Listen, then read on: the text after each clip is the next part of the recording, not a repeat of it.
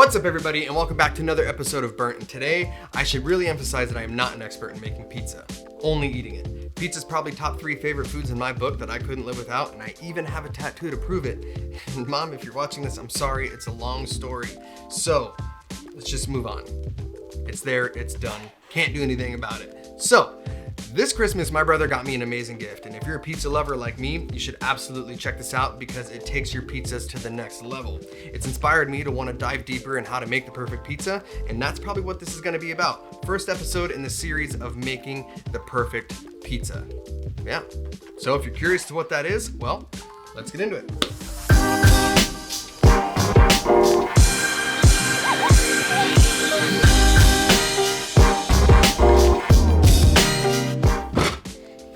Alright, so here we have the 12-inch Ooni Karu multi-fuel oven. Right out of the box, you can use wood or charcoal with it. If you want to use propane, you have to get a propane burner attachment with it. I should also mention that I am not sponsored by Ooni in any way.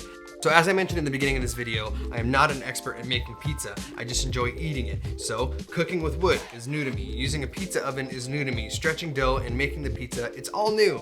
But it's super fun and I definitely enjoy it. But I have to admit, I don't think the first couple times I got the oven hot enough because the bottom of the pizza was still kind of doughy, wasn't that crispiness that I wanted. So now that I've got you introduced to the Ooni pizza oven, let's go ahead and get to the fun part, making the pizza. You can check out all the recipes that they have online for making doughs from scratch, sauces, different cast iron skillet dishes. It's all pretty incredible stuff.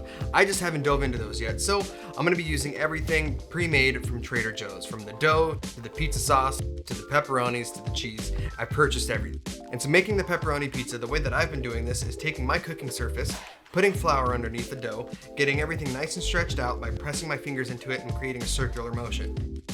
And if that's right, great. If it's not, we're here to learn. So I'm gonna continue to learn and continue this process until it gets better and better. And if you have any suggestions, please just leave it below because I would love to learn and check it out. And then I take my pizza sauce and get it spread evenly across the top of the dough. I add my cheese and my pepperoni. Okay, so now that we have a pizza that's ready to be cooked, let's get it on your pizza peel and into the oven. And it's important that you put flour or semolina flour on the peel because if not, your pizza might stick and fold into the oven and create a big mess. I've done that and it's not fun. So I have my stone set around 800 degrees, which means the pizza will cook very fast and it'll burn easily. So when you're cooking, make sure you spin the pizza because the hot portion of the oven is in the back where the fuel source is. So getting that nice spin will cook your crust evenly, and hopefully the stone is hot enough to get a nice sear on the bottom. Because I mentioned before, my stone wasn't hot enough, so I didn't get that cook through that I wanted. So once you see that it's done or it's golden and bubbling on the top, let's go ahead and get it out of the stove.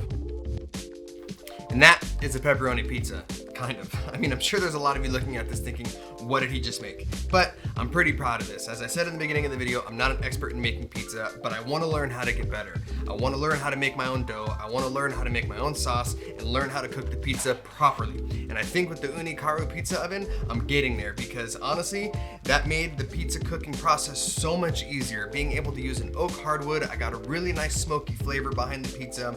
It crisps up the crust nicely, but I made a lot of mistakes. I don't think I regulated the temperature properly. I ripped my dough.